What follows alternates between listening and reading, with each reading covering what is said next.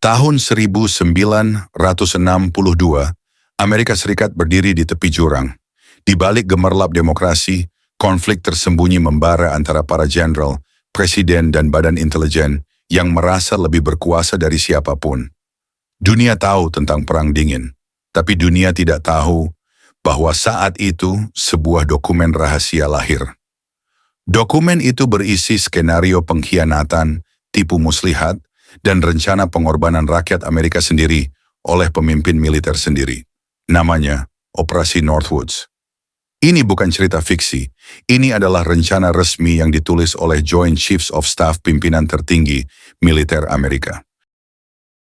Sebuah dokumen yang menyatakan bahwa untuk menyerang Kuba, Amerika bisa dan bahkan sebaiknya menciptakan sendiri dalih perang dengan cara meledakkan pesawat penumpang, menembaki warga sipil, mengorbankan nyawa tentara.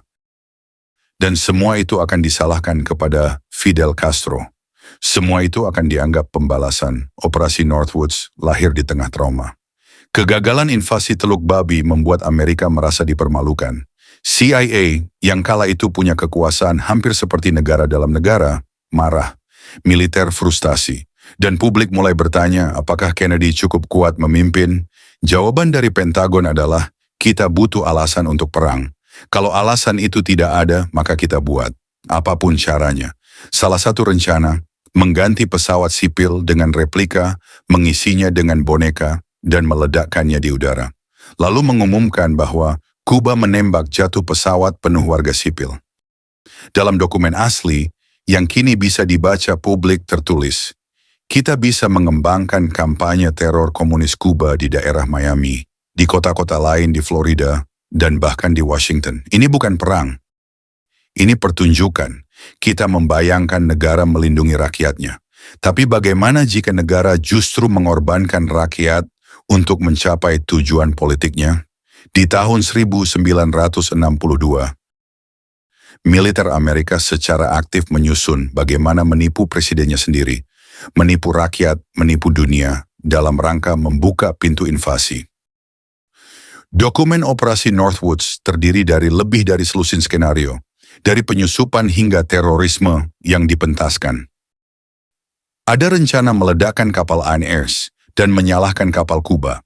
Ada ide untuk menyabotase pesawat NASA, lalu mengatakan agen Kuba yang melakukannya. Mereka bahkan siap menciptakan korban nyata nyawa manusia demi satu hal, justifikasi perang. Dan yang paling mencengangkan, semua ini disusun dengan bahasa teknokratik resmi, seolah ini hanya bagian dari pekerjaan harian. Tapi siapa yang menyusun rencana ini? Nama utamanya Jenderal Lyman Lemnitzer, Ketua Kepala Staf Gabungan Honoris Causa. Seorang veteran militer yang punya pandangan konservatif ekstrem dan meyakini bahwa Amerika tak bisa menang melawan komunisme tanpa pengorbanan. Tapi bukan pengorbanan militer, melainkan pengorbanan kebenaran. Rencana ini lalu dibawa ke meja Menteri Pertahanan Robert McNamara. Dan disinilah cerita mulai berubah. McNamara tak langsung menerima. Ia menyimpan dokumen itu, membacanya, dan membawanya ke Gedung Putih. Di sana Presiden John F. Kennedy membacanya. Dan ia marah. Kennedy tak hanya menolak, ia merasa ini adalah pengkhianatan terhadap demokrasi. Sebuah langkah yang akan menghancurkan moral Amerika sendiri. Ia bersumpah untuk tak pernah menyetujui perang yang dibangun di atas kebohongan. Dari titik ini, ia semakin menjauh dari CIA, dari para jenderal. Dan ia mulai menjadi target Kennedy mulai mengendalikan CIA. Ia ingin membubarkan kekuatan gelap yang telah bertindak di luar kendali negara. Ia mencopot Allen Dulles, direktur CIA, dan membatalkan banyak operasi hitam, termasuk operasi Mongoose, dan ia melarang invasi darat ke Kuba. Ia memilih berdiplomasi dalam krisis rudal Kuba, dan ia melarang operasi Northwoods. Tapi para jenderal tidak diam. Mereka merasa dikhianati, dan diam-diam opini di lingkaran dalam mulai berubah.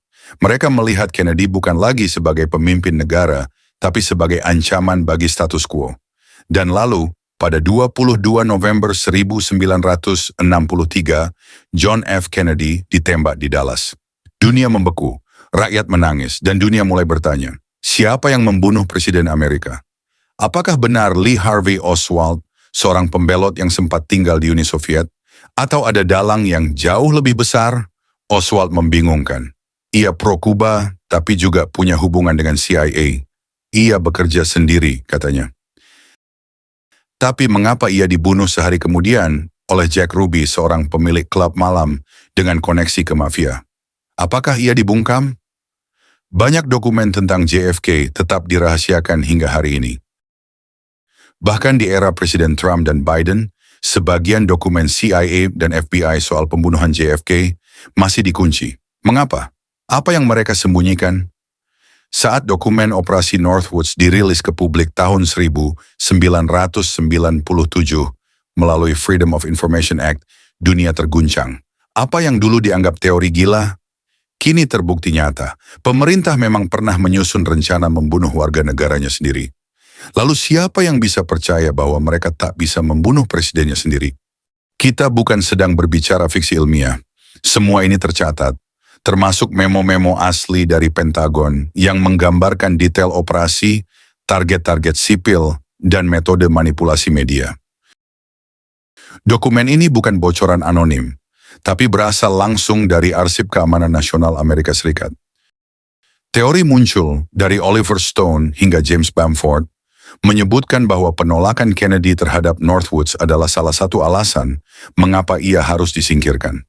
Kennedy melawan CIA, melawan militer, bahkan melawan industri senjata. Ia bicara soal perdamaian, pembatasan nuklir, bahkan ingin keluar dari Vietnam. Dalam negara bayangan, deep state, seorang presiden yang tak bisa dikendalikan adalah bahaya. Dan mereka tahu, sekali peluru dilepaskan dan kambing hitam disiapkan, maka tidak akan ada pertanyaan yang bisa dijawab tuntas. Northwoods adalah simbol bahwa negara bisa kehilangan akal sehatnya ketika takut.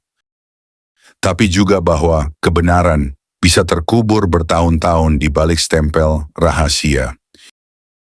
Jika bukan karena dokumen ini dibuka publik, kita takkan pernah tahu bahwa negara hampir melakukan hal yang lebih jahat daripada perang itu sendiri.